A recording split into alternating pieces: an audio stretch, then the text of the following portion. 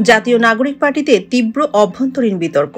দক্ষিণাঞ্চলের মুখ্য সংগঠক হাসনাত আব্দুল্লাহ প্রকাশ্যে ক্ষোভ জানালেন দলীয় শোকেজের বিরুদ্ধে।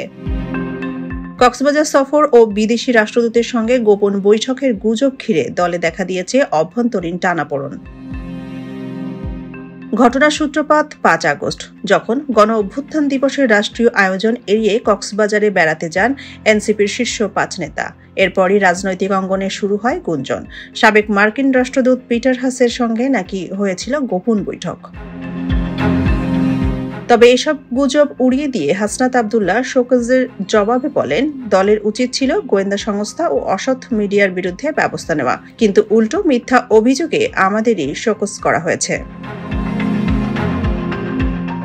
দলের পক্ষ থেকে শোকজ পাঠানো হয় ৬ আগস্ট। সেখানে ২৪ ঘন্টার মধ্যে সফরের কারণ ব্যাখ্যা করতে বলা হয়, আর ঠিক সময়ের মধ্যেই নিজের অবস্থান স্পষ্ট করেন হাসনাতের অভিযোগ শোকজের ভাষায় এমন যে তা মিথ্যা অভিযোগ ও ষড়যন্ত্র তত্ত্বকে উস্কে দিয়েছে।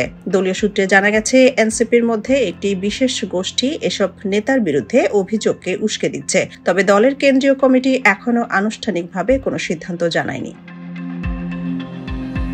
তবে প্রশ্ন উঠছে, দলের ভিতরে কি মতবিরোধ চূড়ান্ত পর্যায়ে পৌঁছেছে? কক্সবাজার সফর কি নিছক ভ্রমণ, নাকি এর পেছনে আছে অন্য কোনো কূটনৈতিক ইঙ্গিত?